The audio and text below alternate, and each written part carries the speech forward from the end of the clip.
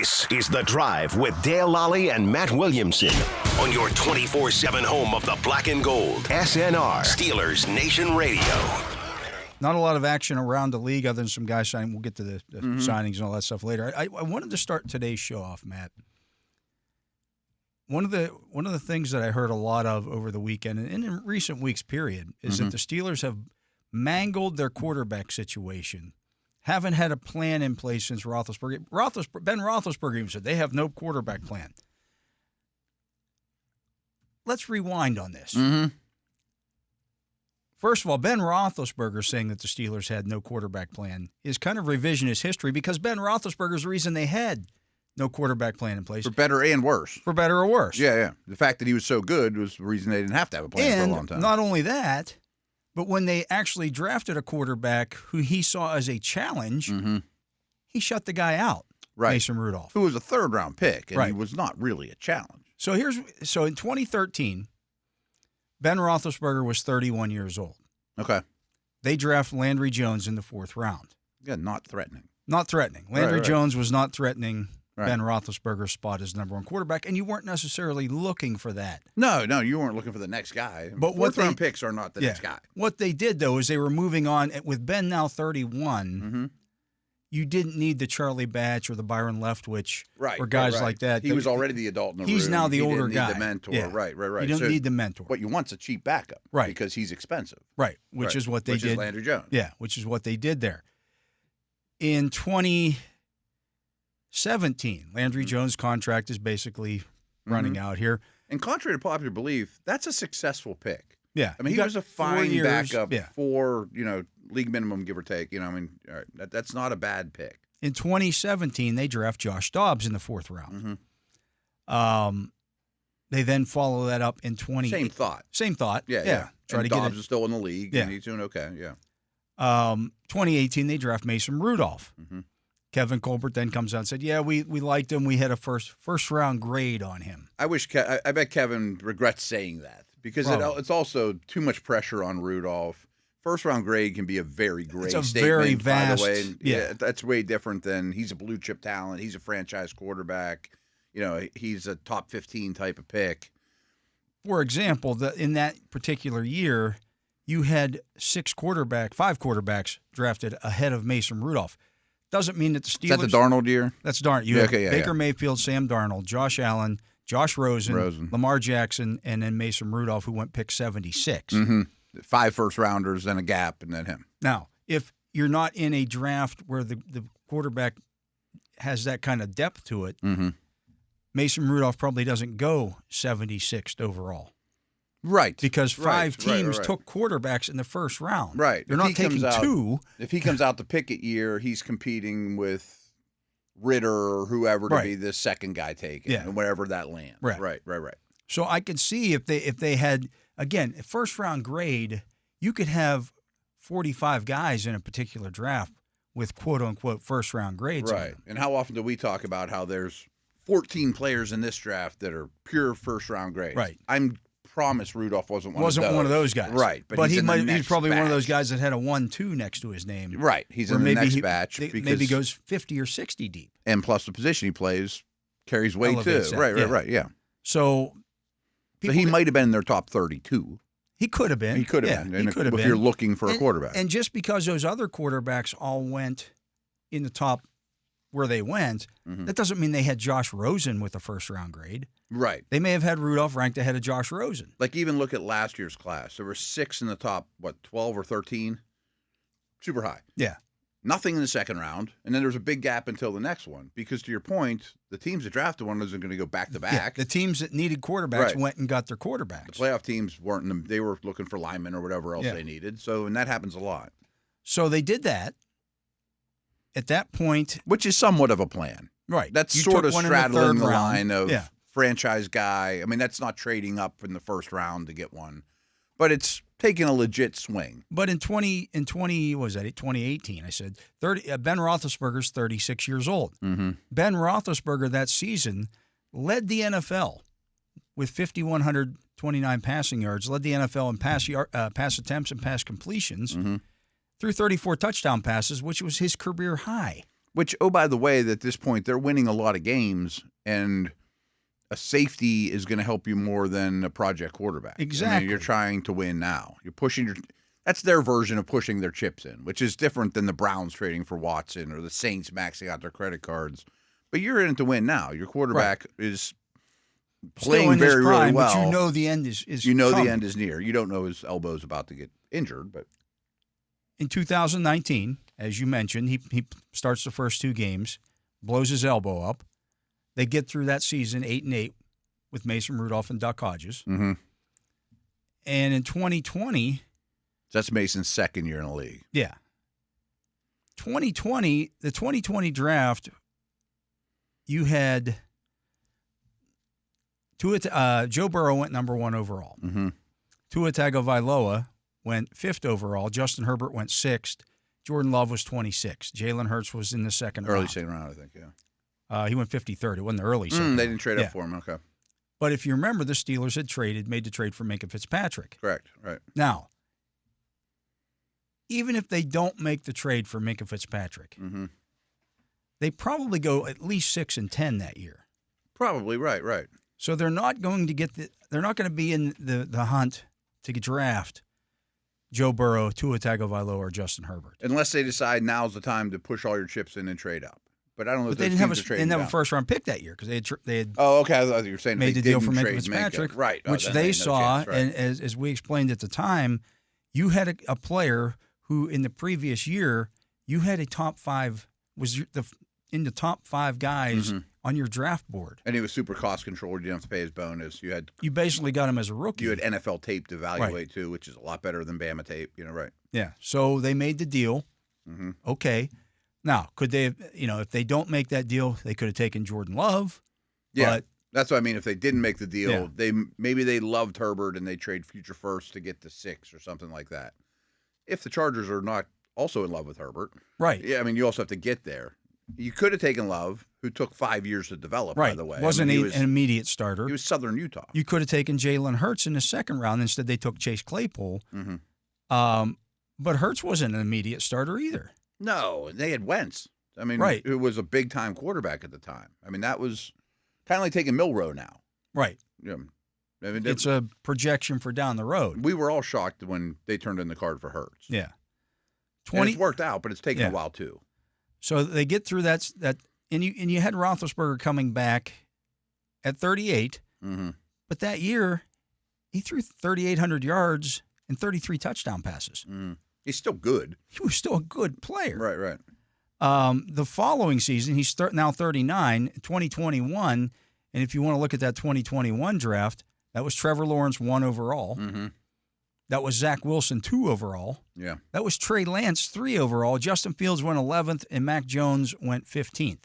Which is turning into a pretty terrible draft. Right. The guys drafted after that were Kyle Trask in the second round, Kellen Mond in the third round, Davis Mills in the third round, Ian Book in the fourth round, and Sam Ellinger in the sixth round. And from my recollection, that draft class was being talked about like last year's draft class was. Rare, 5 first-rounder types, Bad, though. If you look at it in terms of the overall depth, 10 quarterbacks drafted is one of the lower numbers of quarterbacks drafted. Mm-hmm.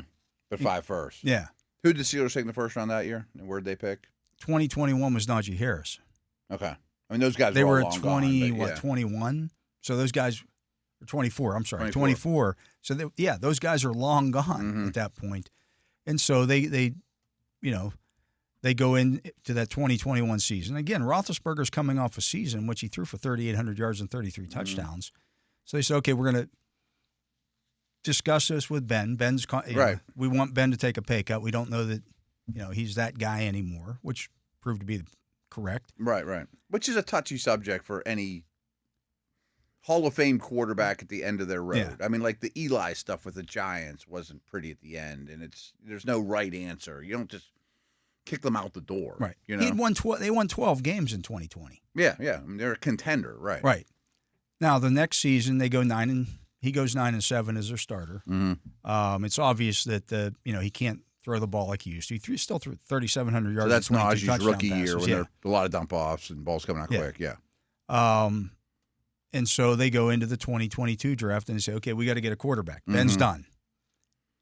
In what turned out to be a bad quarterback draft. Now, you can, revisionist history says, well, Kenny Pickett was a third-round pick. No, Kenny Pickett was graded as a first-round pick. Go back and look at the NFL.com stuff. It's all out there on the internet. Look and see where Lance Zierlein had Kenny Pickett compared to, I think we talked about this at the Combine, his grade was, 6.40, which is comparable to any of the quarterbacks in this draft.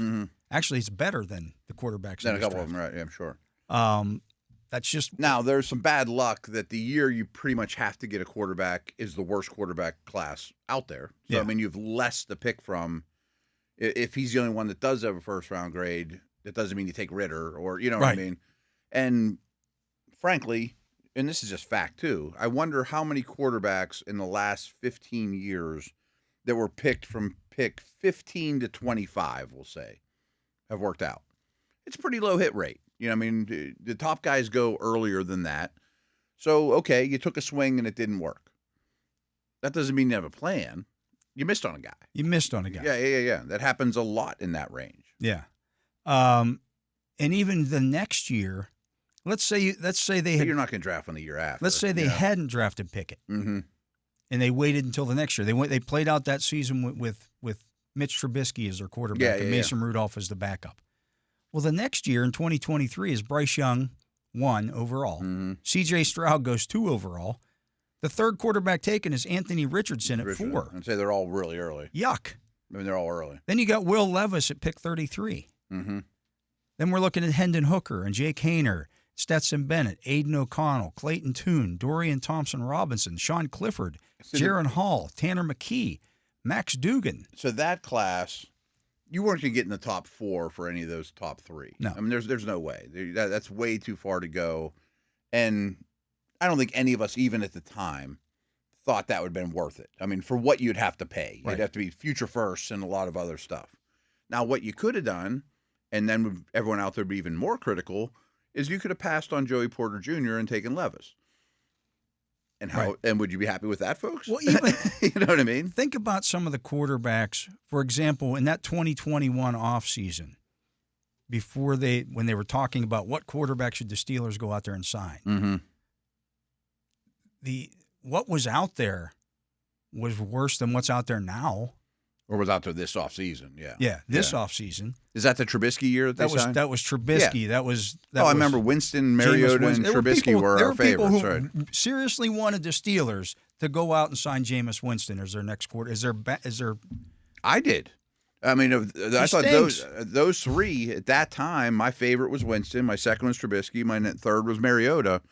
None of whom I think are the next Ben, but those were the options. You know, that was what you're dealing with. Better than those guys. So if you're not going to be able to get one of those guys in the draft where you're picking at here, and you're not going to be able to get a guy who's, Right. And now everyone listens. Well, you should lose every game and put yourself in a position to lose that. That's not happening. You know, get over that. Nor should it. That's not the answer. Right. So that's basically the way the timeline went. I mean, maybe there was a trade to be had somewhere with another team. I don't know. In that stretch. But even in 2023, I mean, signing Derek Carr the answer? No. Would you be in a light years better shape? Of course not. It is what it is. Given Cousins a year ago $70 million or whatever. And, no. Right. That is not the answer. Right. No. So I mean, you have to get yourself into position, and last year's draft looks great. The 2024 draft. It does. But we don't know yet. I mean, subject to change. Stroud looked amazing 365 days ago. Right. And I still think he's going to be a really good player, but he doesn't look as good. It wouldn't shock me if Jaden Daniels takes a slight step backwards or whatever. I'd love to dip my toe in last year's quarterback class, but I also wanted to tackle too. Yeah, right. Where do you get those? But those 5 guys I went in the top 10, 6 in the top 12. Yeah. And Bo Nix had a great rookie year, but that was largely because of the scheme that he went to. Yeah, like I'm a Bo Nix fan. I wasn't coming out, and I think a lot of it's where he landed. But would you be? I mean, are they a Super Bowl team right now with Nix? I don't think so. I don't think so. Right. I mean, if you took, I know for a fact they liked Michael Penix, Mm-hmm. but he went 8th overall. Yeah, yeah. Like the Raiders liked him too, but yeah, he was the gone Raiders- before. Right, he wasn't getting past Vegas. Right. Right. The answer is there isn't really an answer, and this offseason's messy. I mean, that's pretty clear. This offseason, you knew going into this because the quarterback class is not great in the draft. Mm-hmm. What's out there in free agency isn't, knock your socks off. There's no Joe Burrow's not becoming a free agent. No. I mean, that you have to figure things out. You got to find the right dance partner. now they did some of this, and it's something you and I have harped on since we've done the drive. Maybe if you took one in the 4th round every year, somebody would be there that you'd be happy with. Right. You know what I mean? Now you would have lost some other starters in the meantime, and maybe some 4th rounders didn't hit either, and there'd be some wasted picks. Could they have drafted more quarterbacks in the last 10 years? Maybe. Here's the thing, though, because of the way the draft now goes, like I can run through some of these late round quarterbacks. Most of them are terrible. Most of them are awful. Right. I mean, if it's Dak Prescott, great. You were the one that hit the lottery, you know. But the way quarterbacks now get drafted in the NFL, they get pushed up. They get if you have any shoved kind away of up the trades, board. right? People, people are talking about the Mississippi kid right now, like he might go in the 1st round. I'm like, based on what? Yeah, because he's got traits. I mean, that's the thing. You know, Richardson at 4. I mean, these guys that just have traits that they think can be superheroes. It's just gone crazy here. And, some of these, let's 2022 draft. Well, we won't look at that one. 2021. After Mac Jones, it was Kyle Trask, Kellen Mond, Davis Mills, Ian Book, Sam Ellinger. Right. 2020. If you took a flyer on any of those, they probably aren't even on the team. After Hurts got taken at pick 53, Jacob Eason, James Morgan, Jake Fromm, Jake Luton, Cole McDonald, Ben DiNucci, Tommy Stevens, Nate Staley. Most of these guys. Purdy's probably the only one in the last 5 years that's been a late pick that's hit. 2019. After Drew Lock went at pick 42, Will Greer, Ryan Finley, Jared Stidham, Easton Stick, Clayton Thornton, Gardner Minshew, Trace McSorley. Terrible. That's like 4 years of guys there, and Minshew's the only one that's even like, making money or desirable in any way. Right. And I don't want to go into the season with Minshew. No. The Raiders were very happy to make that change. Absolutely. They traded for Geno Smith, right. But this is what you're looking at when you don't get those guys. I mean, outside of Purdy, the last time a late round quarterback hit. Probably Dak. I'm looking. And that's 10 years ago. I'm looking. I mean, even turned into a legit starter. Not even like Dak Prescott in 2016. Yeah. He was what, a 5th rounder or 6th? He was a 4th. 4th. 135th pick in the draft. Okay. Yeah. And that was a year you had Jared Goff, Carson Wentz, Paxton Lynch went in the 1st round. Mm-hmm. Christian Hackenberg went at 51. So the rookies and second-year guys, their story's not written. Maybe somebody emerges. But more or less in the last decade, there's been 2 starters drafted on day 3 or, even mid-rounds. I mean, 2. 2. Purdy and Dak. That's it. Right. And I don't know that either one of them gets you over the Mahomes hump. And even when you look at I don't let that have rings all over their fingers now. When you look at the second-round quarterbacks in that time, the Hackenbergs. I'd say there's some rough ones. I mean, Deshaun Kaiser. Yeah. You can talk about, the Steelers should have taken Jalen Hurts. It's a second-round quarterback. Mm-hmm. There's one of those guys that have hit in the last decade, right? Basically. I mean, Derek Carr goes back to the Manziel. He's had a good career, but he's not going to the Hall of Fame, right? I mean, he's not winning Super Bowls. Yeah, it's really difficult. So you got to pick your spot, and you can't control what's in the draft. Mm-hmm. And so maybe next year is a great year for quarterbacks. Again, we don't know at this time. Yeah, I was say, we won't assuming know, it is crazy. Yeah, we won't know until November of next year. Mm-hmm. Like, oh yeah, this is a pretty good class. Right. Like, oh, I've now seen all these guys play. Like, people are assuming Arch Manning is going to be good. Arch Manning started like 2 games in college. Right. Just because his last name is Manning. If his last name was Arch Williamson, nobody would be talking about him. Right. I guess there are some other prospects, but don't pretend like you know. And some of them will stay in and make $5 million at Texas next year or whatever, too. Why bother? So the idea is to make yourself as good a team as possible right now. Mm-hmm. And which is happening with the comp picks and the cap space. When you decide you fall in love with one, now I got the tools to go pounds. Right. And that could happen at any point. That's not having a plan. That's dealing with the reality. Yeah. I'm putting money in the bank to when the best deal on the car comes down. Wow, they're selling Lamborghini. There's been a Lamborghini coming off the line forever. We're one of the few teams that can afford one. Yeah. You know? And the revisionist history, for example, on Lamar Jackson getting that pick. Well, they got Lamar Jackson at the end of the first round. But yeah, they also drafted a tight end. They, being the Ravens, drafted a tight end before they took Lamar Jackson. Right. Traded back into the first round to get him. And that's a great move. I mean, it's a great move. But if they thought he was going to be Lamar Jackson, they'd take him with the first damn pick and not taking Hayden Hurst. Of course.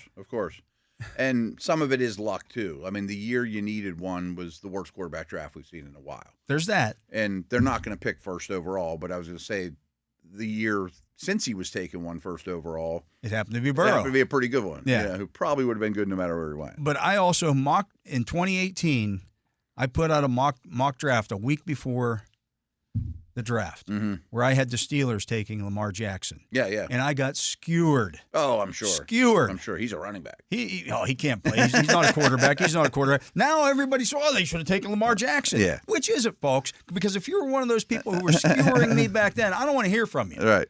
No, he was not exactly a popular pick. No. That guy can't play. Even people in Baltimore weren't real happy about it. We got Joe they Flacco. thought that was a wasted pick. Yeah. That's when Harbaugh was on the hot seat. Absolutely. Times were different back then. Right. Absolutely. Right. Yeah. They took a tight end a 26-year-old tight end in the first round. And before they took Jackson. Right, exactly. I don't know. I don't have a whole lot else to add except for it's just hard. I mean, you got to keep taking bites at the apple. There's got to be apples to bite. Right. That's the thing. That's the problem. There's not many apples. If the apples are all little shriveled up things at the end of the yet, fall, and you're like, I'm hungry. I got to eat something. I guess I'll eat that. It's not going to taste great. And the year you're definitely biting an apple, there was a drought. Right. It's like, Yeah. So no, in the meantime, you've been to the playoffs. Right. I mean, it's be the fifth year in a row. I mean, I can understand where Ben or a national analyst would say they don't have a plan. Well, that's not how I'd phrase it. But at least if you have a new starter 5 years in a row. Tell me what the plan should have been. Right. Like other right than, now. Boy, you should have taken Dak Prescott in the third round then because you knew he was great. Yeah. Let's also remember Dak Prescott, who the Steelers also liked. Yeah. Had a DUI right before. Oh, did he? Yeah. Yeah. Right before. I think it was right before the draft. He's also a lot better pro than college player in terms of accuracy and all those things. So there's some of that. And he doesn't have any rings either. Yeah. Cowboy fans aren't happy with him or them either. Right. Anyways, our team doesn't win anything either. I've seen some comparisons, Matt, of this year's draft to the 2022 draft, and I don't see that. Refresh me. Who's you talking about overall? Or were you talking about okay, who's the first overall pick in 2022? 2022 was. I don't think of it in years. I always think that's the Burrow draft. That's the Garrett draft. That's was Trayvon Walker, Aiden Hutchinson, top two picks. No quarterback in that. Right. Kenny Pickett went 21st or 20th. Which is where he was slated to go, folks. Somebody on the message board today from yesterday's show talked about, Kenny Pickett was overdrafted. Nobody, GMs have said that he was a third-round pick. That's not what the pre-draft stuff was saying. No. Go back and look. Google it. Right. Google 2022 pre-draft rankings, and Kenny Pickett will be in the first round somewhere. Oh, yeah. I vividly Everybody remember. had him there. Right. I mean, he was not a premier In fact, prospect. a lot of people also had Malik Willis there. Yeah, absolutely. So it was a shock on draft day how few went when they went. But this draft is not that. No, I don't think so Pickett either. wasn't a top 10 pick, although some people had him there too. Right. Because he's first quarterback. I mean, he was the first quarterback. Right, yeah. To me, it's more like the 2016 draft where Goff and Wentz went number 1 and 2. Okay. Bosa went 3, and then there was Ramsey and Ezekiel Elliott, Jalen Ramsey, Ronnie Stanley. I might like those non-quarterbacks better than this group. Yeah, but it's in that neighborhood. There were 2 quarterbacks. Yeah. And then Elliott's the Genty. Paxton Lynch was the next guy. He went at 26, which I could see happening this year. And even Goff and Wentz, like several months before the draft, Wentz was not a household name or considered even a surefire first round. He was a North Dakota State guy. Right. I mean, it was Senior Bowl, it was the process, and and I don't think he got pushed up artificially. I mean, the league knows these guys and scouted them, of course. Yeah. And the media is always going to be a little behind, of course. But I also think that Goff isn't the first pick in every draft either. That the prospect version. He wasn't not a what he special developed. talent. Not a special talent. Yeah. He wasn't a super athlete or anything like that. But you got a running back up there. Mm-hmm. You're going to have Ezekiel Elliott versus Genty. Mm-hmm. Okay. In that neighborhood, right. That's comparable. Couple of tackles that Carter versus Bosa's in the same neighborhood. Jack Conklin was strictly a right tackle. Does he go in the top 10 every year? Probably not. He wouldn't have last year. Right. That tackle class. He went 8th overall that year. A bunch of edge rushers, cornerbacks, those kind of guys. Laramie Tunsil went 13th, but there was a reason for that. That was a mask incident, that was frowned upon then a little more than nowadays. Right? Yeah. But he would have went high. Yeah. But high. I see what you did there. That was an accident, but made me chuckle. Also with the wide receivers. Okay, who's in that class? The first wide receiver taken that year was Corey Coleman. Was that the Coleman year? Corey Coleman at 15. The Browns could have taken class. any it was a bad receiver draft. But they took Corey Coleman 15th. That's like Will Fuller. Will Fuller went 21st. Josh Doxson went 22nd. All terrible. Laquan Treadwell went 23rd. One thing, like I always talk about and kind of joke, but maybe someday I'll do it. There'll be a book of NFL scouting history. That was an era where the spread offenses and like Corey Coleman ran like 2 routes. And there were times he didn't even run a route because they wanted to play so fast they didn't want to tire him out. He would just stand there. Yeah. And they'd hold up a Mickey Mouse sign or whatever, or Donald Duck. I mean, like, I don't think the NFL knew how to scout that. They just knew that he was fast with size and made some big plays, but his game didn't translate at all. And Treadwell had some of that, and so did one of the other receivers you just mentioned. I forget which one it was. Not Fuller. Fuller was just fast. And Doxson was the other one. Doxson was like that too, right? Yeah, the TCU. Right. All those guys out of those Mickey Mouse offenses. Big 12, put up 50 points a game. The league didn't know how to handle them. I'm just looking here. Sterling Shepard in the second round. He might have been the best receiver in the draft. Well, Michael Thomas was a second-round pick. Okay, yeah. Which shows you how quickly he fizzled out. Well, his problem was he didn't run fast enough. Yeah. He ran like a 4.57. Tyler Boyd was in that draft. Okay. So, I mean, there were some receivers in that draft who had success, but the first-round guys didn't. No, they didn't. Just looking at that first round overall, Goff and Wentz went 1 and 2. Bosa was 3. Which way I thought you were going with this is Sanders might not be the second or third best player in this draft, but I think there's a chance he goes 2 or 3. Yeah. Right. Ezekiel Elliott went 4. Jalen Ramsey 5. Ronnie Stanley 6. DeForest Buckner 7. Ended up being a real good pick. Jack Conklin went 8th. Leonard Floyd 9. Eli Apple 10. Eli Apple was a top 10 pick in this. Yeah. Ohio State looks apart, ran well. Still in the league. Yeah, he's hung around. Never lived up to that. I mean, he never even had a good year. Vernon Hargreaves at 11. He was a cover 2 guy. Didn't run well. Sheldon Rankins at 12. Still in the league and is okay, but not special. Tunsil at 13. Would have went much higher, of course. Carl Joseph at 14. 15 was Coleman. 16 was Taylor Decker. Yeah, which has been solid. Yeah. Keanu Neal was 17. Not great. Ryan Kelly was 18. Shaq Lawson, 19. Deron Lee, 20. Fuller, Doxson, Treadwell. William Jackson went 24. Okay. The Steelers took Artie Burns at 25. Steelers ended up with a handful of these dudes. With actually, Artie Burns is still in the league. He signed somewhere yesterday. Yeah, he signed Miami. Yeah, that's where we grew up at. Yeah, 10th year in the league. I don't know if he's going to. It is shocking he's still around, right? Paxton Lynch went 26 to Denver. Also ended up in Pittsburgh. It was like 5 of these dudes ended up as Steelers. Kenny Clark at 27. That's a success. Joshua Garnett to San Francisco at 28. Wow. Oof. Robert Ndiche. Yeah, there was off the field stuff with him too. Yeah, crazy and work ethic stuff. 29 to Arizona. Carolina took Vernon Butler, and at 31, Jermaine Ifedi went. That's a pretty bad draft. Yeah, I mean, there's like 5 hits. Right. I mean, Wentz and Goff were fine, especially Goff. And Wentz fizzled out, but he had his moment. But all in all, and the guys at the top weren't bad. The Ramsey, the top Elliott, 10 was right. fine. The blue chip guys were pretty obvious. Bosa, those guys all had good careers. But not a good group. Not a great group. No. I'm not sure there's a whole. No, Chris Jones went in the second round that year. which brings me to the defensive tackle stuff. Like, this was a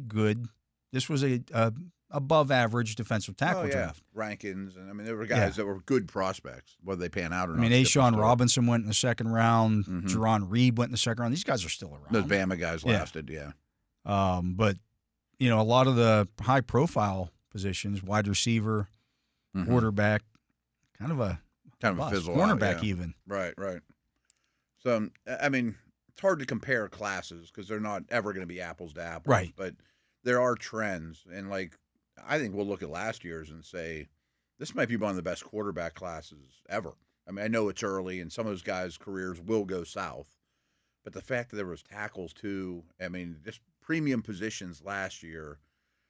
And you know, Roma Dunze is your third receiver. I mean, Harrison and Neighbors. And, I mean, there was just so many good dudes that we didn't have a defensive player go until Dallas Turner. I mean, like, I think that'll be a historic draft. Well, and I think when you look at that, what can we learn from that draft? It was the big guys who have hung around the longest. Even Conklin and, you know. I mean, Decker at 16. Decker, I was going to say, right. Okay, that's good. Kelly is still in the league. No, he's had a good career, Yeah. Maybe not be Hall of Famers. Sheldon Rankins at 12. He's still in the league. Kenny Clark. Clark's a major success. Yeah. Vernon Butler, Jermaine Ifedi is still in the. These guys are still in the league. Those guys hang around, even if they're not worthy of a first-round pick. They end up retiring with a lot of millions in the bank and a lot of years under their belt. Yeah, I mean, the first pick of the second round was Emmanuel Ogbah.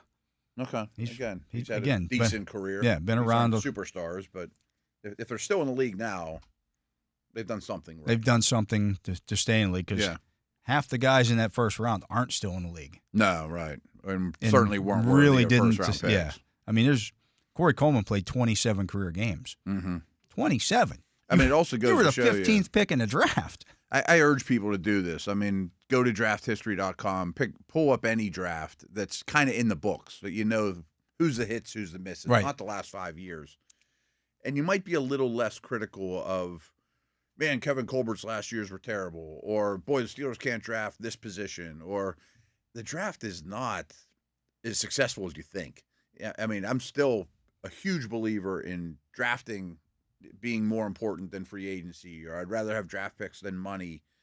But, I mean, you look at, like, some of the best Colbert drafts, it's still 3 starters. You know, I mean, that's a really good draft. You get 3 starters out of a draft. And I'm talking not immediate starters. I'm talking they end up 2-3 years down the road. Right. Foundational. You had a good draft. Yeah, and it doesn't quite add up. And I also think you also have to look at the team as well. Like, 3 starters on a team that goes on the Patriot team, on a team that wins 10 games is much different than 3 starters on a team that goes 2-14. Yeah. Not to mention the team that won 10 to 12 games, often where Kevin was picking, and you add 3 starters drafting late to a team that didn't need 18 starters. Right. You know, I mean, like some of the bad teams. Yeah, it's.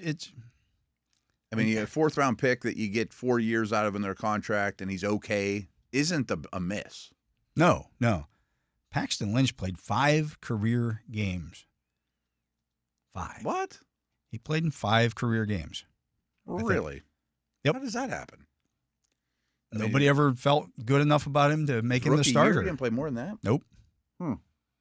I'm just Robert Ndiche played 38 career games. Josh Garnett, who was San Francisco's pick at 28, played 25 games. I would say he had like the most nondescript career of anyone in that round. Yeah. I mean, again, I urge people, even if you just want to do Steeler drafts, look at the last 30 of them and really look at the picks and be like, man, the hit rate's not as good as you think. Or just take 2015, 2020 if you want, and just look at the first round and be like, man, a lot of teams missed.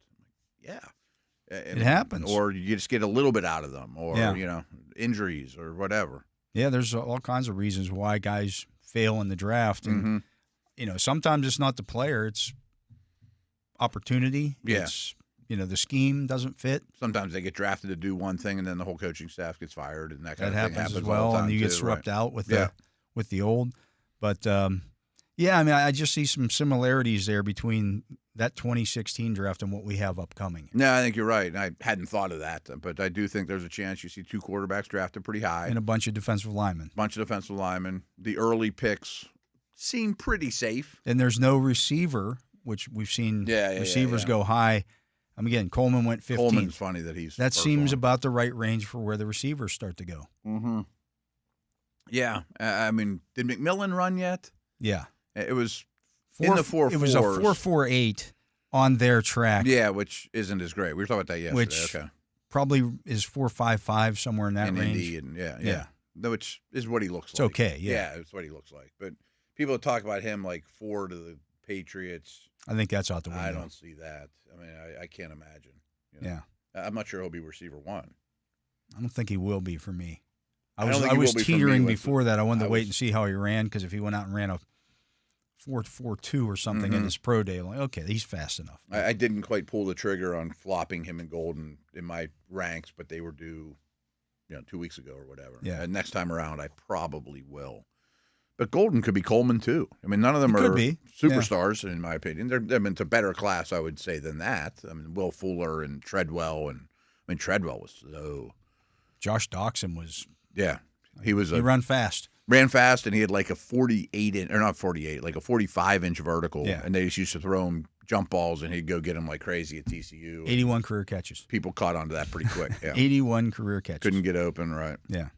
And welcome back. I am Dale Lolley here with the Matt Williamson, and we're joined on the Justin Miller hotline by the Dean of Doom, the Lord. We need music for this. Can we get some background, some Count Dracula music? Yeah. Stuff, right?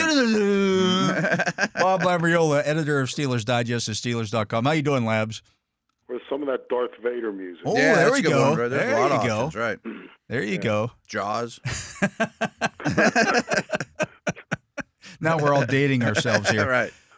Anyways, how you doing, Labs? Pretty good. How's pretty nice day out, huh? How about it's beautiful. Yeah. Did you put the snow shovel away yet? Oh yeah. Well, I think you're safe. Yeah. It's in the garage. It's handy, but I'm hoping that we're done with that. You're hoping Mary Ann doesn't have to use it again. No, in the division of labor here, that's my job. That's my assignment. Bob, the league coming out today, or announcing today, some of the potential rule changes that they're going to talk about coming up at the owners' meetings here in about a week and a half. Anything there catch your fancy that you'd like to? First of all, did you see it? And B, was there anything that caught your your eye? Well, thanks for pointing that. No, I did not. I said I didn't either. I'm glad you didn't open the show asking me. Well, the Steelers, the team actually put out a rule change, potential rule change. I this saw year. the Packers did. That's the one thing I did. The Steelers put out or suggested a rule where during the legal tampering period, which right now you can't contact the player at all. You have to go through the agent. Their suggestion is that you get one call with the player himself. That can be a video call or a phone call. Okay. And that you can also set up a trip in, not right away, but starting Wednesday when everything opens up. But everything could be because the way travel things plans could be are set now, up. you can't sketch because they're still considered another team's player. That seems like a logical move. You can't have any contact with them, and you can't schedule a flight for them in to even come visit. Okay, so if you have a scheme question for them that the you have no idea. Agent can't answer, then you're just dealing with the agent. Right? Yeah. Okay. Okay. Yeah, that makes sense to me, and pardon me for being cynical as hell. But you think that already doesn't happen? This just legalizes it and levels the field for those who actually follow the rules. Following the rules. Yeah. Mm-hmm. Yeah. Who don't want to get docked a third-round draft pick or whatever, for running into Tom Brady on a yacht. Right. Or as Bill Cowher once said, people who don't want to circumcise the rules. Yes. That's one of my favorite.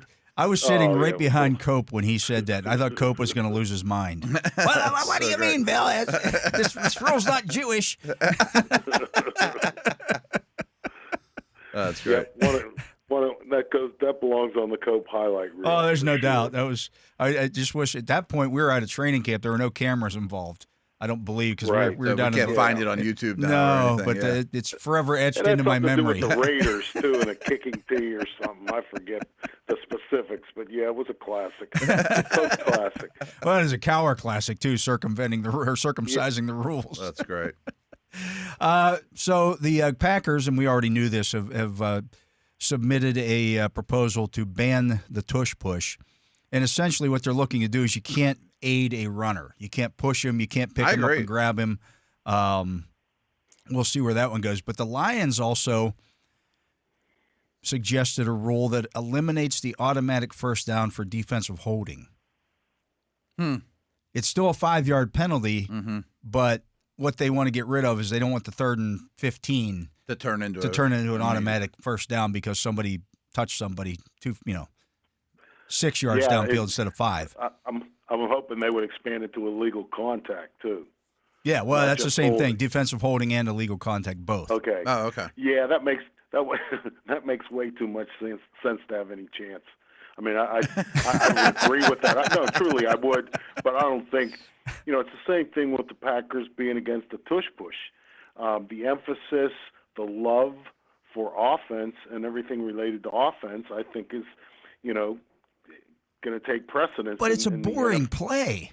It's a hard watch. But they do want first downs and touchdowns and fantasy points. But yeah, it's a boring play, but it works. And so far, I think giving Saquon Barkley the ball at the 1 would work pretty well too.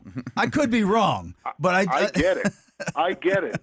But the tush push is pretty much guaranteed either a chain mover or a touchdown scorer. And both of those, have the potential for more offense, which, the TV networks like, which usually translates into higher viewership, which means more money in the rights contracts. I mean, again, I'm not arguing with you, Dale, about I understand, yeah. That would be a good idea or make sense or, any of those foolish things. But I just don't see it having a lot of chance. And with the tush push too, until I believe that it's going to be legal until or if somebody can come up with concrete statistics that indicate it puts player safety in jeopardy. Well, that's what's going to happen. Where I was going it's going to it's going to be somebody's quarterback getting hurt doing it. I thought someone would get hurt by now. I thought it was a dangerous play to aid someone from behind that really has no control of their body. And then, fortunately, no one has gotten hurt, but I bet it takes to that level before it gets changed. And I'm not wishing this on anybody, but, what you're going to need is Patrick Mahomes, Hurts, or Lamar Jackson, some big name, some needle mover in terms of, viewership and that kind of thing has to get injured doing it. Mm-hmm. I don't even know that, we saw Chris Jones, maybe he injured his neck in the Super Bowl. Yeah. Or it seemed to be something. I don't know that even an all-pro defensive lineman is enough to get the rule, get a rule change there. I really think it has to be, again, I'm going back to the emphasis preference for offense. It's going to have to be a big-name quarterback. And, I agree. I mean, that used to be illegal, aiding, pushing a running back forward. I never realized when it went away. It kind of went away with a whimper, and then it just kind of did. It was in the mid. It's probably about maybe 8 years ago, somewhere in that range, where they decided it was okay. And to your point, Bob, they don't do that with Mahomes. No, they bring in a backup tight end to do it. Yeah. The Ravens don't do that with Jackson. Mm-hmm. They let Andrews do it. Yeah. Like if you have to bring in another player to do these things, then it shouldn't be legal. Because they're worried about Because you're worried about him getting hurt. Right. But I mean, again, kudos to the Chiefs and the Ravens for, protecting their guys. Yeah. But it doesn't change the fact that the play itself will remain legal until it can be proven to be a hindrance to player safety or threatening player safety. And so, the teams that do it and are good at it, circumcised the rules and have found a way to keep everybody healthy doing it. And again, I don't see it being outlawed without that. I just don't. I don't see any difference between doing. Well, there's a big difference between doing that and doing a quarterback sneak. Oh yeah, in that you're shoving the quarterback from behind. The whole key to me is aiding a ball carrier. To me, should be illegal. Like even if it's a running back that gets free in the open field, a safety is dragging him down to 2, and a guard comes along and throws him in the end zone. I don't think that should be a touchdown either. Right? Because it seems to me that NFL officials have really swallowed a whistle when it comes to blowing forward progress. That too, stop. Yeah. Because again, going back to the offensive thing, I think they're reluctant to do that because once forward progress is whistled to have stopped, then anything that happens after that does not count. Mm-hmm. And then it becomes when did the whistle blow to signify forward progress was stopped, and where was the guy and the ball at that specific moment?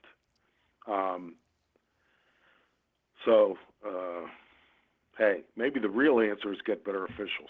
Yeah, there could be that, but the Buffalo has proposed making the overtime rules the same in the regular season as they are for overtime in the playoffs as well. And I mean, there's a reason why they cut the overtime rules in the regular season. They don't want games going so long. They don't want they don't want games taking all that extra time up. It's been 10 minutes now since 2017.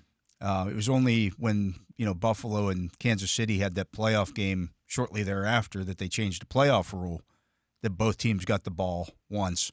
I don't know if that's going to have any traction.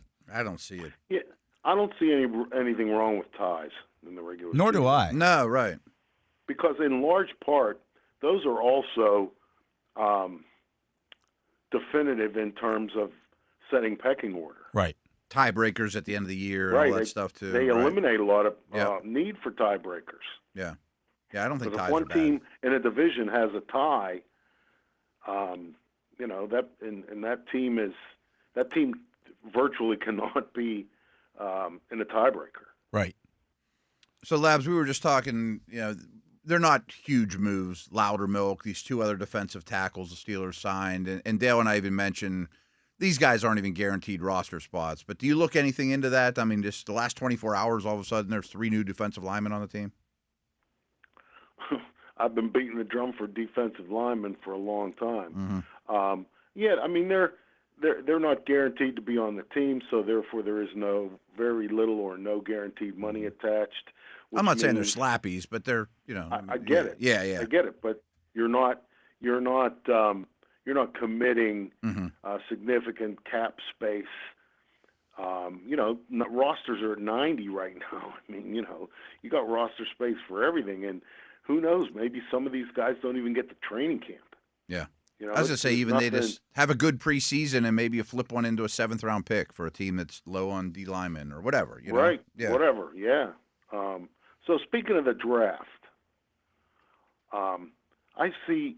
Dale. I know that you follow Matt Williamson on Twitter religiously. Absolutely. As everyone should. As do I. And today, 6 hours ago, according to my little I did put out here. a mock today, yeah. Yes, you did. Yep. And not only are you finally coming around to the defensive lineman. I think you're giving me you're a little late to give me credit on that one. We've been talking D-line on this show now for months. Yeah, but I'm not letting you off that easy. All right. I did make a mortal sin, though. Trading back to pick the defensive lineman. And this, as I've quoted Dan Rooney many times, that is fine because the pick I'm looking at is Derek Harmon. Mm-hmm. Okay, if you could guarantee me you get Derek Harmon at 33, I'll make that trade. But if it's one of those ones where we're looking to win the draft, hey, look at this, we got an extra pick, but we ended up not missing out on a guy who's considered a top shelf defensive lineman, then that's trying to win the draft instead of trying to win the Super Bowl. And if you can get Derek Harmon 21, pick him. Here's the thing that the flying the ointment to that is they don't have a second-round pick right now. Yeah, I'm trying to create a little more draft capital. If you can move back a few picks, still get one of. Let's say you have 3 defensive linemen you have, and that's where it was when it came up at 21. Grant, my favorite, was gone, and then there was a couple that I was happy with. Or even I'm gonna roll the dice. If I can even just get a high third just to recoup that pick that you lost in trading for Metcalf, that's a win-win. But Dale, I did make a mortal sin that we never do. I made a deal with the Brownie. Oh yeah, that's not going to happen. Yeah, can't do that. Yeah, because if you can trade back, I think it was 3 spots and still get Casey Hampton like they did in 2001, who was their guy, or in 2006. I forget exactly how many numbers they traded back, but they needed a receiver and they still got Santonio Holmes. I think it was like 4 spots or something like that. Wasn't far. Yeah, that's okay. I'm fine with that. But, maybe it's a good trade, or maybe it's manipulating the process of the draft in a, smart scout kind of way where, you get some kudos from Mel Kiper and the people in that industry. But for me, the draft, I think, is ultimately judged by who you got with the picks that you had, not how you moved around and made either created more picks for yourself or moved around in the draft. I don't know that anybody looks at a draft, for example, the 2003 Steelers draft. Yeah, they traded up in the first round or whatever. But if you don't get Troy and he doesn't turn out to be a Hall of Fame player, that you don't get no credit for that. I don't think. Just that move or but the Bush trade, right? If you didn't get him or I don't think you deserve any credit for that move either. So I'm just giving you a little bit of a hard time there, Williamson. At Williamson NFL, if you guys want to chime in, give me a follow. Well, in that regard, Bob. So we just did our latest triple take mock draft yesterday, and the other guy who's not in this room, took a quarterback. He took Jackson Dart. He took Jackson Dart at 21. Without a trade down. Without a trade down, just took him. Would you be in on that? No, I would not. I don't. I think he's at DVE Triv if people want to chime in. DVE Mike. Yeah. I also how many mock drafts have you guys done, and how many more will you do? 8,000. So I get that maybe you don't want to. Let me say this: if it's for entertainment purposes, hey, have at it. Yeah. I'm just saying, in real life, I would not be in favor of Jackson Dart with the 21st overall pick. Nor would I. Same. Yeah. But I understand the business too, fellas. And that's on Steelers.com. So, woe be me to criticize something. Yeah. Well, we make it clear they are not the thoughts of the Pittsburgh Steelers. It's definitely, there's a disclaimer 2 or 3 times on that video. And honestly, I don't know how much real thought Mike put into to actually doing that mock draft. But hey, I know you two guys too, so I don't know how much thought any of you guys put into this mock draft.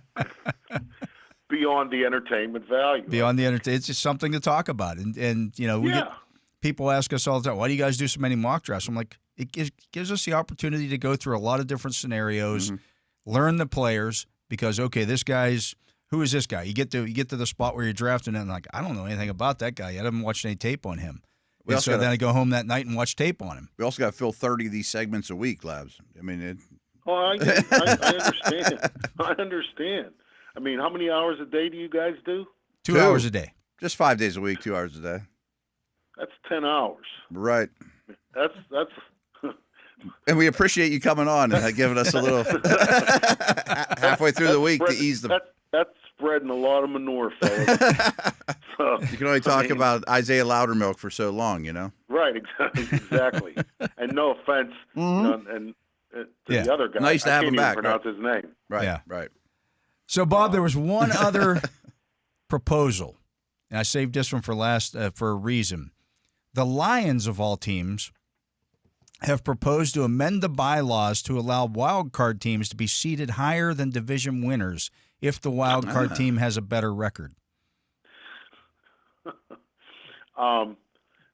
Sorry, no. Yeah, right. There is a value to winning your division. There should be, anyways. Yes. Yeah, I'm not in favor of that either. That's one of those losers' laments. Right. It seems to me. Well, they're not even a team that got. Well, I think they look around and be like, going to say, or a CYA situation. Well, now the NFC North looks like the AFC North. Here's why what if we come in second? I went the right. Here's why you Our can't division do looks that. tough all of a sudden. Next year, the NFC West in their crossover games plays the AFC South and the NFC South. Ooh, it's their year. They could have. I don't think all four of their teams are the best teams in the league. But they could stack a bunch of pretty cheap wins. Maybe get 3 wild cards out of the West. And get 3 wild cards because they got the Saints luck of the draw Panthers this year. And Jags. Yeah. Yeah. Right.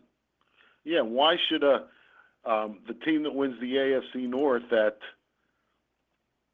10-7 maybe be penalized because, as you mentioned, another AFC division is playing a slappy cross conference and with interconference schedule. So, I've never been in favor of that. I think winning the division is a worthwhile accomplishment, and if you win your division, you get the first. You get to a home game. Seated over. Yeah. You get to be seated over a wild card team forever throughout the playoffs. Yeah. And the team builder in me loves that teams build their team to win their division. You know what I mean? Right. How do you beat the Bengals? How do you beat the Browns? How do you beat the Ravens? And it also, I think, adds to the attraction of division games. Mm-hmm. And then we're back to the TV and back to the eyeballs, because you can always put, this is from the NFL standpoint, from the networks, the broadcast partners standpoint, you can always put Steelers-Ravens on. Doesn't matter which day, which time. Steelers-Ravens, will draw eyeballs. Now, as of late, you can do the same thing with Lions-Vikings, maybe Lions-Packers, Vikings-Packers. Those games are, high in interest level and high in importance because, they're quality teams. So because the winner of the division is going to get a home game. Mm-hmm. Right. And you don't, because I remember back in the 2000s, the first half of the 2000s from 01 to 09 or 10, a lot of times the second Steelers-Ravens game, the only point of that was determining the site for the third game. Right. Both were going to be in the playoffs. Right, because it was going to one of the teams was going to win the division and the other one was not. Mm-hmm. And so your 08, that second Steelers-Ravens game, the Steelers ended up winning 3 from the Ravens that year. But my recollection is if they had lost that game in December in Baltimore, they might not have won the division. Right. There should be a reward for winning your division. The reward shouldn't be, you get to go to Buffalo or Kansas City as a wild card team. Right. Yeah. Absolutely. But Bob, we're out of time here. We appreciate you stopping by as usual. We need the music. Right. We'll talk to you soon, Labs. He is Bob Labriola, editor of Steelers Digest and Steelers.com. Good stuff there as usual from Labs. I wanted to go through the running back position today a little bit and talk about a little bit more in depth about this group. Yeah. Which is arguably maybe the deepest group in this good. Draft. It's really, really good. And I think we mentioned it yesterday. A lot of these mocks are starting to have Jackson Dart going 21 or earlier. I've heard a lot of people saying Chuck's not going to get out of the top 40. But I'm hearing the same thing with running back, too. That, hey, don't be surprised if Hampton's long gone in the top 20. Henderson could sneak in the first round. I don't know what to believe. I mean, there's still only 32 picks in the first round. Right, but yeah. These guys are good football if those players. guys go that high, that means somebody else is falling. Right. And a lot of people seem to be dumping receivers out of the first round. Yeah. I don't love the receiver class. And I think there's that's some what guys that I like, and I like the middle round guys. Mm-hmm. The Jalen Noels and the Utah State kid and guys like that. But the running backs, they seem pretty safe. Yeah. They're good football players. The only thing grades on them. There aren't many of these guys that I look at and say, yeah, he's ready to step in and be productive as a pass blocker. Oh, it's a bad group of pass blockers. Yeah. Travion Henderson is good. Henderson's very good. Even though he's smaller. He's smaller. It's even a Genti problem. Yeah. Part of it's because when they're on the they field, never they have throw to do them the ball. it. Yeah, right. You get the ball. I want them in a route, or at least taking a linebacker with them, or I'm going to dump them the ball, or that's one time we can save their bodies. Yeah. If we when did you ever get to see Caleb Johnson pass block? Right. They never throw the ball. Yeah, it's very true. But it's not a good group of pass blocking backs across the board. And that's not unusual, but it's actually what made Jalen Warren so unusual his rookie year. Like he was, he was good at it. Yeah. I mean, everyone raved about Zeke coming out at this point, coming to Ohio State. And he was great every step of the way and still is, and maybe that's still why he was in the league, because good chance. Yeah, I mean, not because he's a great runner anymore. Not anymore, right. But on third downs, you can dump the ball to him, and he is like having an extra offensive lineman. Mm-hmm. It goes a long way. But that's, again, not uncommon. Whoever the Steelers end up drafting, and I know that they will draft one. Yeah. Probably in minicamp won't look good. Backs on backers won't look good. Preseason will look a little better. Yeah. And by week 1 or 2, you hope he's got it, It makes me wonder about the style of back or the backs that they take. Because we have Warren, and there's this feeling out there that Warren is a small running back when he is not. He's not, right. Now, he's not as big as Najee Harris. No, but Najee's one of the biggest backs in the league. Najee's one of the biggest backs in the league. He's 240 pounds, for God's sake. Super long arms and the different body type, taller, right. Jalen Warren is 215 pounds. Yeah. I think anything over 210 I consider pretty much a bigger back. 220, you're definitely, I mean, it's not the 80s anymore. Right. 215 is a good size back. And I understand he's 5'9", but he's 5'9", 215. Think about that. Yeah. Now, I think it's worth questioning what percentage of the touches can he handle or are you comfortable with? I mean, he's never been 80% type guy, and they're definitely going to draft another. But we've gone back and forth on this. I mean, we went 6 months or so thinking it's going to be someone bigger than Warren. And then they start bringing in Sampson. They bring in Kenneth Gainwell. They bring Dylan Sampson from Tennessee, and it's like, And it starts to add up, too. It's like, well, if I have these two downfield receivers and I can get people out of the box and I have one less tackler, Travion Henderson's going to take it 25 yards where Najee would take it 7. Where are we going to get our explosives? Well, maybe on the ground. Yeah. Dylan Sampson. Probably not going to have a running quarterback at this point. I mean, maybe, Fields would have provided more explosive runs. Well, now I'm changing tune. But December inevitably rolls around, and it was sure nice having the bus, right? Yeah. With a lead, or in Cleveland or Baltimore or New England or whatever, But even a guy like a Joe Mixon's like a 220-pound running back. Mm-hmm. He's kind of the best of both worlds. Yeah, that's like you get the speed and you get the the size. Yeah, and there's some of those in this. Yeah, I mean, Judkins. Right. Yeah. So, I mean, I look at this and, I understand when people say, well, you got to take the running back in the first round. That's the guaranteed thing. And I am not of the crowd that says you never take a running back in the first round. If he's a great talent, you take him in the first round if that's what you need. Hampton, I would consider. I'm assuming Genti's gone. Yeah. Hampton, I would consider. None of the other ones I would. And I like Henderson. I like Judkins. And I realize that if you sit at 21 and you sit at your third-round pick, you're not going to get those guys. But they won't be in my top 21. Yeah. But Hampton will. Yeah. And, there's some other guys later in this draft that, may be available at 83 or, in the 120s that you look at. And, Damian Martinez from Miami is one of my faves. Yeah. Not much of a pass catcher. Some Jordan Howard comparisons. You got two pass-catching backs. You do. And if you're going to go big, He runs with a lot of attitude. He's really hard to tackle. I think he's a better zone runner, which is what they're probably looking for. I think he'd fit in very well. And he's a fourth rounder. Yeah. He's also 230 pounds. Yeah, and, still, that was the thing to me about the running backs at the Combine. Mm-hmm.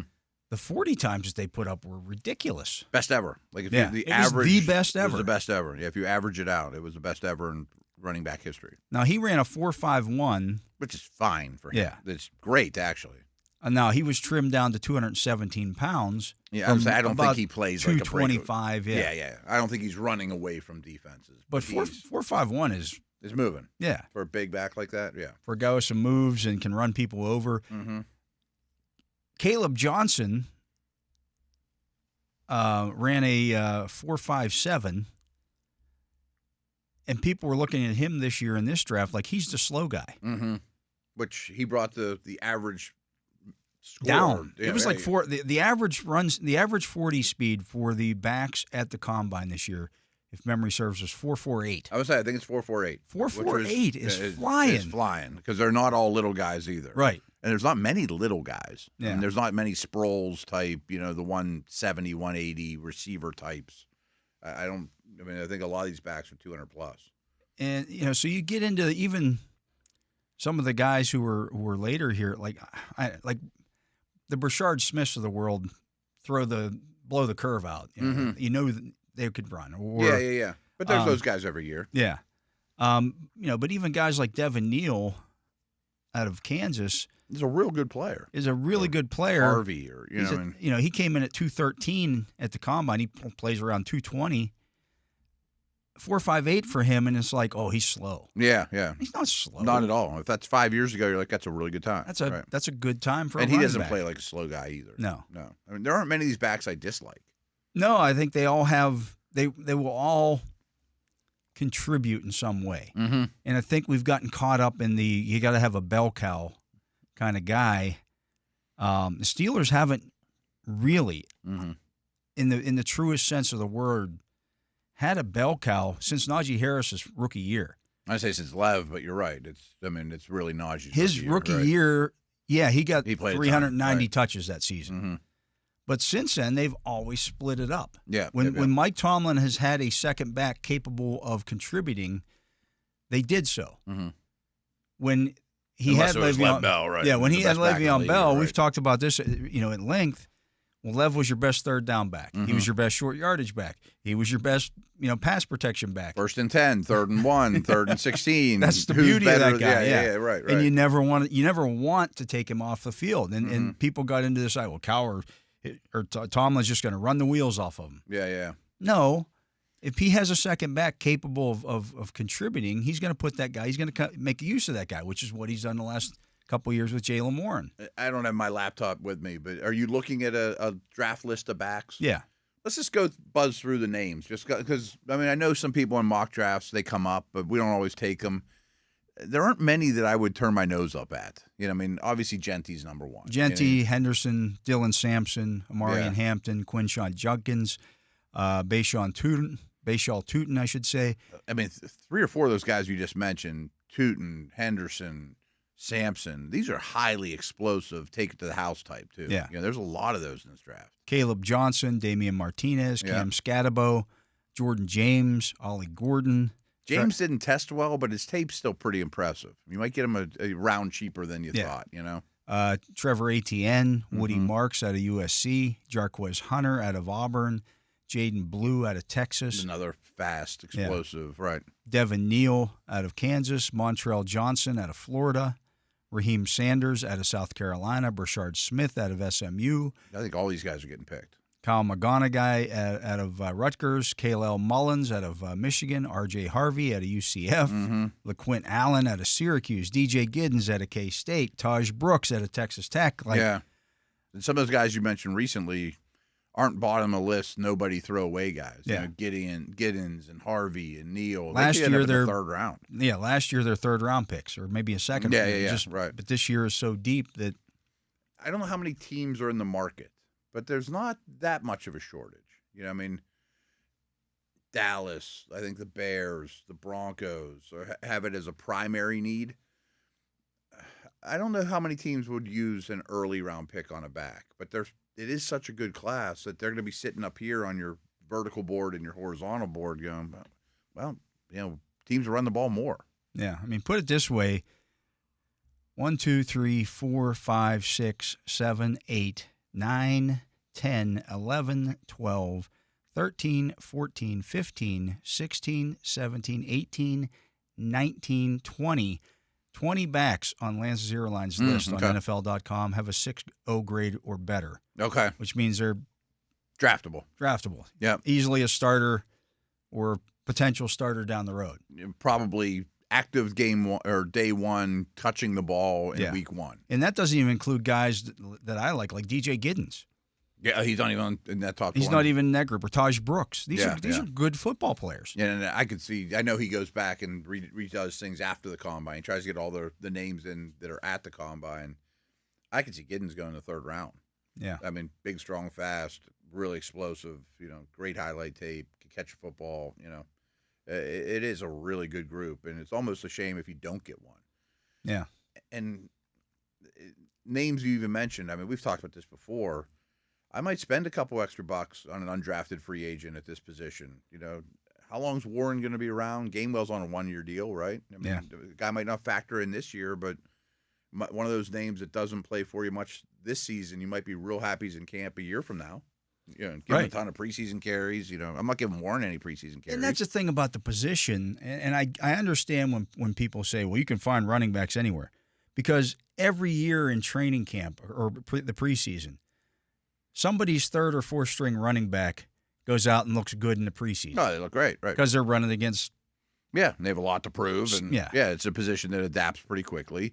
I was just sitting there thinking that, I don't want to use a lot of Warren up in the preseason. No, I know exactly who he is. Yeah. If you use a high pick on a Judkins, I probably don't want him getting too beat up, but I want him getting some touches. You probably know what Gainwell is at this point. Whoever RB4 is probably leads the team in preseason rushing. Now, just knowing how Mike Tomlin does it, it probably would be if they drafted one, it would be the rookie, just to get him up to speed and let him pass block and in-game protection stuff, that kind of stuff. But, it's a really deep position, and I understand, Genty and Hampton are really good. Yeah, they are. Oh, they're great, yeah. But there's some other guys. It's the 2017 draft all over again for me, and, And we'll look back on it and probably be like 6 of them went to a Pro Bowl at some point. Right. If you look at the drafthistory.com, that 2017 draft, let me call it That's up the here. Connor one, right?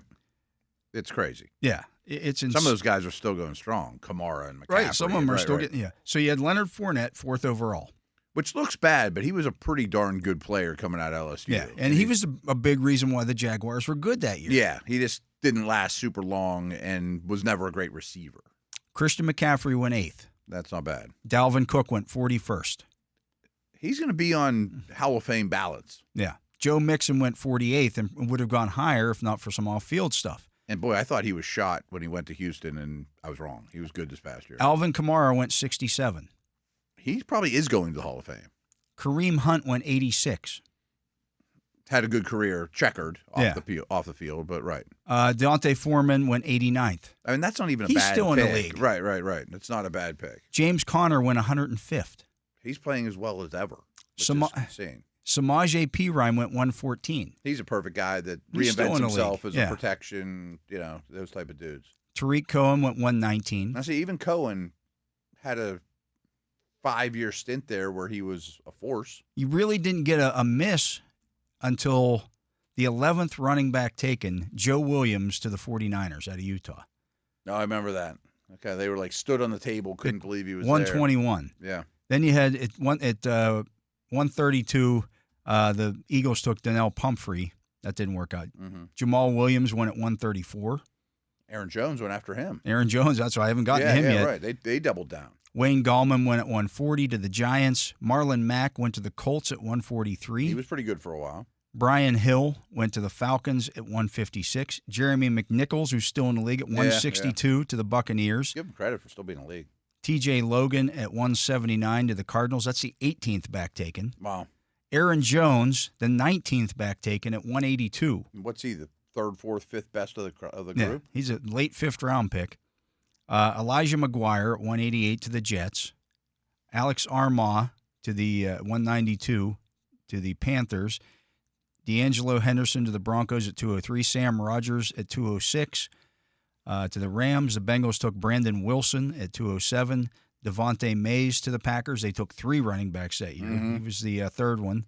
Marquez Williams, Khalfani Muhammad, Elijah Hood, Chris Carson, and Matthew Days. Chris Carson had a really good career. Right. 30 running backs taken in that draft, and probably about 20 of them you would consider hits or more. 4 or 5 of them are going to be on Hall of Fame ballots. Yeah. 1 or 2 are going to get in. This draft is comparable Green Bay to took that. 3 of them. Yeah. In my eyes. You could see, I don't know if you're going to see one of them picked at 4 and one of them at 8. No. But it wouldn't shock me. Yeah. What's the earliest? I mean, I've seen mocks where Genty goes to the Raiders. Hampton might not get out of the top 10. That's what I was thinking is if Genty goes to the Raiders and Hampton's sitting there for the Bears, maybe. But then the next running back after those 2 first-round picks was Dalvin Cook at 41. Who's a star. Yeah, it was a complete hit. Joe Mixon at 48, Kamara at 67, Kareem Hunt at 86. We talked about this months ago before the Gainwell signing, before the Metcalf trade. Taking the Packers approach wouldn't be bad. Not the worst thing to do. I mean, like maybe not 3. Well, 3's crazy, but I'm thinking 2. But if you had like 9 picks, okay, I get it. I was thinking the Browns have a ton of picks. Yeah, and they don't really have a running back at this point, yeah. And they have so many other needs. I might be give me a 4th and a 6th rounder and see where maybe the 6th rounder's better as it was for the Packers. Yeah, and Williams wasn't bad. No, I mean, so it was a good draft for running backs, and this year I think is comparable to that. And I wonder, I mean, the running backs don't matter, or don't draft a running back, blah, blah, blah. I don't think many of those teams are unhappy about it, including Fournette, the first one overall. No. I mean, he was good for the Jags. A good running back who played a long, a good long time, 6, 7 years, 8 years in the league. Quality years, yeah. Yeah, quality years. Let alone McCaffrey. Right. For the stars. Some of those other guys, yeah, it was a solid. Dante Foreman at pick 89 was not a bad pick. Mm-mm. He's still in the league. Blew out his Achilles and came back and has still been a quality player. Yes. I mean, that's just this draft is. It's amazing. Those guys have been in the league 8, 9 years now already, huh? At running back. Yeah. And a lot of them But they don't last. What's that? Running backs don't last. They do if they're good. It helps if you're good, right. Yeah. Welcome to The Drive. Happy Friday. I am Dale Lolley. He is the Matt Williamson. And Matt, Aaron Rodgers. Yeah. Visiting the Steelers today. And I know we talked about this earlier in the week a lot. But this tells me that Aaron Rodgers has come to the conclusion that he's not going to retire. Yeah, I would assume so. I mean, I think that's safe to say. You don't bother doing this, and maybe he takes another trip. Who knows what happens? But I would think he's dialed in to play football and made that decision, which, again, he has the right to take his time. I mean, he's earned that. He's good enough the teams will wait. We'll see. I think it's kind of exciting, though. Yeah, we'll see where this goes from here. But Aaron, in town today, visiting with Mike Tomlin, talking about maybe the direction of things. And that's the problem. It's one of the reasons why the Steelers have put forth the rule change proposal regarding free agency. Yeah. That their proposal is that teams can have contact, at least one phone call or a video call, with a player in the legal tampering period during the because right now you're not allowed to talk to the player. You're only allowed to talk to the agent, and the agent talks to the player. Yeah, but it's kind of like the buffer there, right? The little phone call game that you do in grade school. You tell this guy, and then it goes down the line. And I'm sure not only do the Steelers have questions for Rodgers and personality fits and want to hang out with him like they would a draft prospect, but he probably does for them too. Yeah, what's this going to look like? How's this? Yeah. What are your plans? What's your vision here? Yeah. Right. How does this work? And then there's just the whole personality thing. You can, Mike Tomlin loves Aaron Rodgers, and look, they winked at each other on the field. I don't know if they've ever had an actual conversation. I don't know if they broke bread together and had lunch or hung out for more than 5 minutes or shake hands after a game. Who knows? Saw him at the Pro Bowl 10 years ago. Or some banquet or event or whatever. But that doesn't mean that they're close or have a working relationship, obviously. In the same way, they brought in Russell Wilson last year. Yeah. Once he became a free agent, and you talked to him, and it wasn't and he didn't sign immediately, and he didn't sign right away. Yeah, okay. He weighed other offers, and then I was kicking that around in my cranium, too. Like, did he come in and sign that day, or was there No, that's when the phone calls went out to Cam Hayward and T.J. Watt and Minkah Fitzpatrick and he talked to those guys about it. Maybe the same thing happens this weekend. Yeah. And we get some kind of conclusion early next week sometime. Would it shock you if Rodgers went to New York over the weekend or checked out the Giants or anything like that too? Although, he maybe knows a little bit more. He knows the town. I assume he has a house there he knows or the stadium. Some kind of residence. It's the same stadium. Yeah. So that's an easier visit. And could go under the radar without people noticing too. He's not walking through the Pittsburgh International Airport either, past Franco. But, so that's where we're at with that. The offer remains on the table. He'll decide what works best for him, and the Steelers will decide.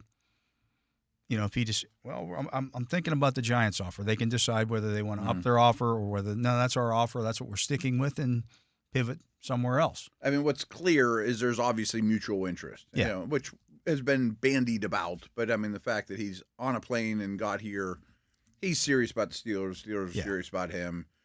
Maybe it does get done over the weekend, and he just decides that's what I want. I could see him taking another couple days and decide which opportunity offers him the best chance of success. Yeah. And what he's looking for. For Rodgers, who, quite frankly, had a losing season last year with the Jets, I would think team success is very pretty high relevant. Right. Chances of playoffs, that type of thing. This is not a guy who's lost a lot during his career. No. And much like the Packers, over his lifespan as a NFL player, the Giants' success versus Steelers' success is polar opposite. Well, let's talk about that. I want to dig into this a little bit. I was thinking about this. Parcells and Lawrence Taylor are long gone. Long gone. Yeah. When people talk about the Steelers, they've been in no man's land since Ben Roethlisberger retired, and you hear Najee Harris come out and say, "Well, we didn't really have there were no leaders on that offense." When, after Ben, first of all, Ben was there. Ben was the leader of the offense. His rookie year. One of the reasons they drafted Najee Harris is because they viewed him as a leader. Yeah. So if there was no leader, if you were lacking leadership on that team, Najee,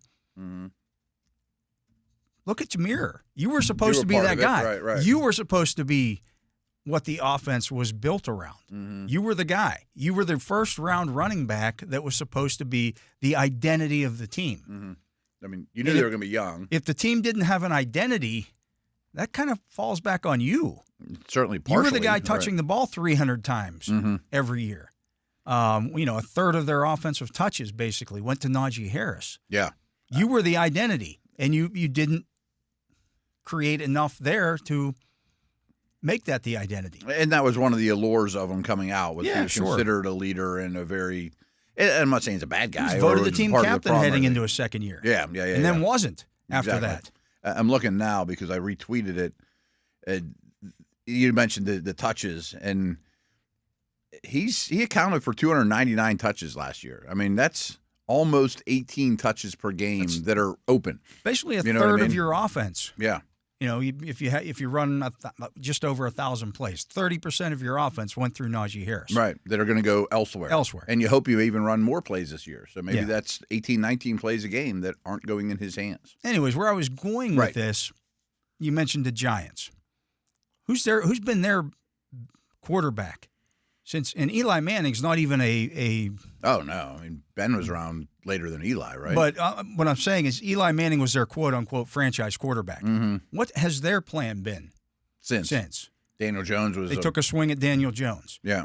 Look at the people. And they extended him when they shouldn't have. Is what the big that's where the mistake was there made. too. Right. The Colts after Luck retired. You take a bunch of different swings. You take you reach it for Anthony Richardson. You could even go to let's say, Denver, and Manning was only there a few years. Right. But he was their quote unquote franchise guy. He's like grabbing Rodgers now. Right. I mean, but after he retired, they went 9 seasons without making the playoffs. Mm-hmm. Not winning a playoff game, without making the playoffs. Yeah, there's a lot of Paxton Lynch and a lot of searching there, too, for a franchise that in our lifetime won a lot of games, like the Giants. But, I mean, the Giants Everybody have wants really fallen off. to bring up the Packers model. Well, they had Brett Favre, and then they drafted Aaron Rodgers. Mm-hmm. Well, yeah, he was the 24th pick in the draft. I don't think they planned on it. When he's sitting in the green room forever and ever and ever. They're just like, this guy's too good for us to pass on. Yeah. I mean, we're going to grab him. And quite frankly, I don't know if we know yet about Jordan Love. No, they're happy with him. I don't know if he's a franchise quarterback. He's not Favre or Rodgers at this point, clearly. I mean, he's not an MVP-type candidate, let alone He's Super Bowl closer to rings, being Derek Carr than he is those guys. Yeah. I mean, they're happy with him, and he's encouraging, but that doesn't mean that they've hit 3 in a row. Yeah. Right. Look at what's happened to the Patriots since Brady left them. Yeah. They've been a bad football team. No question. Like the worst in the league, right. This is when I've heard the people say, well, the Steelers have turned into the Browns. No, they haven't turned into the Browns. The Browns are pretty second in the draft. They've drafted quarterback after quarterback and failed on it. Yeah. And then when they had one in Baker Mayfield who might have been the guy, promising, yeah, they decided they wanted to go in a different direction and go for Watson, right? That's not where the Steelers are at right now. No, not the Steelers are in that area where post-franchise quarterback, having a franchise quarterback, and it's, again, I just went through like 5 examples of teams who had a franchise quarterback, and you don't just fall into the next one. What would be interesting and could be one of your like 5 for Fridays, and it's definitely a better project for you to do than me, but pull up all the Hall of Fame quarterbacks or soon-to-be Hall of Fame quarterbacks. What's the winning percentage the 5 years after they retired? And some of them will even be bad their last year. Eli's a great example or whatever, but I bet it's pretty poor. It's post Elway's bad, post Manning's bad with Denver. A lot of these dudes, you're too good to draft the new one, and you've been relying on this player, so you weren't going to, as we went through earlier in the week, even use second-round pick on a quarterback that's going to sit there, and you live for today. And somebody gets, well, what about the Ravens did it with Flacco? They drafted, they drafted. Flacco's on the same level. But Flacco's not that guy. No, right. That was always the joke in Pittsburgh. Right. Well, Joe Flacco's a franchise quarterback. He's elite, blah, blah, blah, blah. He's right. elite. Yeah. No, he wasn't. No, he's a good player. He's a borderline Pro Bowler in his best days. But he's never going to the Hall of Fame. He's not even going to get on the ballot. He's below Matt Ryan and those type of guys. Look at the Saints since Breeze retired. I was thinking about them too. This is not uncommon. Mm-hmm. But it doesn't make you the Browns. No, that's a different world. The Browns have never had that guy. Like the Bears have never had that guy. Right. There's a lot. Some of franchises just haven't. Right. The Jets haven't had a good quarterback since Joe Namath retired. Joe Namath, right? Yeah. And they tried with Rodgers, and injury and age and other things got in the way too. But sometimes it's not you, it's me. Look how long it took the Bills, the Buffalo Bills, between Kelly and Allen. Went 20 years, not just not making the playoff or not winning a playoff game. Not even making the playoffs. They didn't make the playoffs for 2 decades after Jim Kelly retired. Really long time, right? Post Marino wasn't great, and all those dudes. No, you're 100% right. It's unarguable. The Packers are the outlier, and they fell into Rodgers. Yes. It wasn't a situation where they said, "Oh, we're going to go get Aaron Rodgers," because if that were the case, they would have traded up to get him. Right. They wouldn't have waited 20. I think they tried. I think Love was much more of a planned thing. Yeah. Rodgers was, why is he sitting there? I mean, again, I was in the war room that year. That was the year I was with the Browns, and the Browns had a higher grade on Rodgers than Alex Smith, who went first overall. Maybe they did too. Maybe 10 teams did, but they just didn't have the need or the stones to pick them. Right. Even for the Steelers at that point, Ben Roethlisberger's 28 years old. You're not drafting Aaron Rodgers. No, that one's not even a consideration. No. Yeah, right. Neither were the Giants or Chargers or Saints. There were a lot of teams that had gotten their quarterback early in that decade that you're like, okay, Yeah. So it's not uncommon for teams to go through this. What is uncommon is to go from Favre to Rodgers. That's the uncommon thing. That's uncommon, yeah. The other thing that is uncommon here is for your team in 3 of the 4 seasons since you've had that guy to make the playoffs. Right. Now, I understand. People want playoff wins. I get it. Yeah. Everybody wants playoff wins. But look what happened to the Patriots. They've not been close to a playoff team. Again, after Kelly retired, the Bills went 20 years without even making the playoffs. When Manning left the Broncos, they hadn't made the playoffs until last year. Yeah. I mean, even like that's the Steelers are actually an outlier in that regard. Even like a borderline Hall of Famer. Like, I don't think Matt Ryan gets in, but he had a really good career. He won MVP. Unfortunately, Arthur Smith inherits end-of-year Ryan, and then until maybe now, there's a 4-year stretch, 3-year stretch there that was nasty at the quarterback position. Yeah. You're starting Marcus Mariota coming out of the gate. We got to go to Ritter, and I think there was a Heineke stretch there, somebody like him too. End of career Ryan. I mean, there's a lot of them that are really rough. I mean, no question about it. There was another example I have off the top of my head, but I don't remember. But it's to go Hall of Fame or franchise guy is pretty rare. Unheard it doesn't happen. It's the Maggio Mantle, right? It just doesn't happen. And in between that, you have to try to get your bridge quarterback. Mm-hmm. They tried to do it with Mitch Trubisky. He wasn't necessarily the bridge quarterback. They drafted Kenny Pickett. Yeah. They thought he was going to be the long-term answer until he lost his mind. Yeah. That was a benching. That was a benching. That was a benching. He got benched for Mason Rudolph. Mm-hmm. Fields didn't get benched. Fields didn't get benched. That's where I went with that. Yeah. They tried it last year with Russell Wilson, another bridge quarterback, and you try to continue to take bites out of the apple. Mm-hmm. Signing Aaron Rodgers this year, is it really what you're doing is you're just saying, okay, we saw what it looked like with Russell Wilson. It was okay. Yeah. It was good for a while until it wasn't. It wasn't. Yeah. We're going to try something different again this year. And I still believe Rodgers is a better football player than Wilson today. And I have a feeling they do too, or they wouldn't be waiting right now. Yeah. My only question with Aaron Rodgers, and I've said this before, is the off the field stuff. Is he going to still do the McAfee show? Is he going to show up at OTA? I don't even care about. I could care less about his political views. I don't care about that. Doesn't affect me one way or the other. Some people, he's nuts. You don't know him. There's a lot of nuts dudes. There's too, right? Trust me, I talk to a lot of guys. Right. You have no idea what their political views are or what they believe in or whatever. It doesn't matter. I could care less about that. Yeah. What I care is Aaron Rodgers going to be in? Is he going to be there at OTAs? Oh, all that stuff. Is he going to be at minicamp instead and not Egypt? Mm-hmm. That's what I care about. And if things go bad too, I don't need to hear about every little detail on McAfee for the world to know. There's things that should be behind closed doors. It should be kept in the family business. That being said, the Steelers have kind of dealt with that on a lesser level with Roethlisberger. Oh, yeah. Mostly post his career. Well, even he had his Tuesday radio show. Yeah. And he would say whatever on his Tuesday radio show. And people, well, did you hear what Ben said today on his Tuesday radio show? Threw this guy under the bus or said this about the offensive coordinator, that. And everyone on the planet has a podcast and a voice. And, they all do. Right. They all do. Some guys have a better filter than others. Mm-hmm.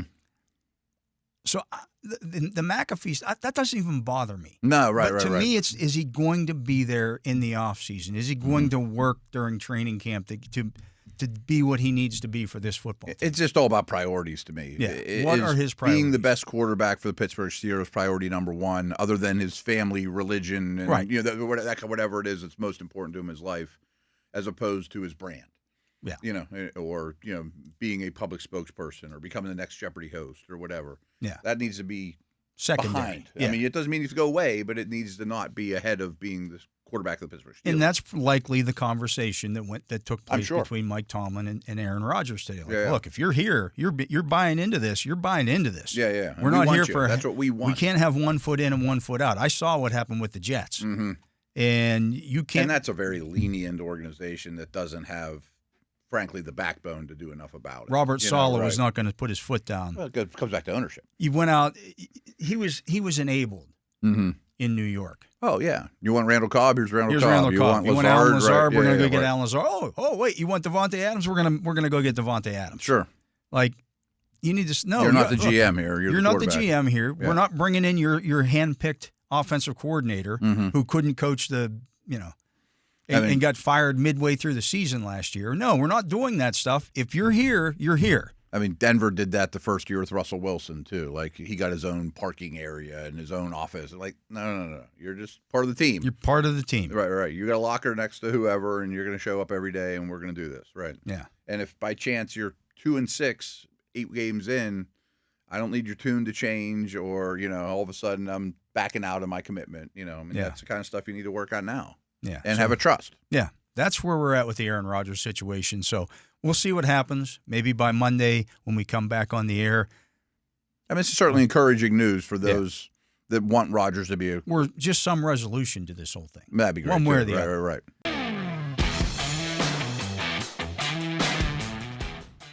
Steelers football happens here. The Pittsburgh Steelers Audio Network.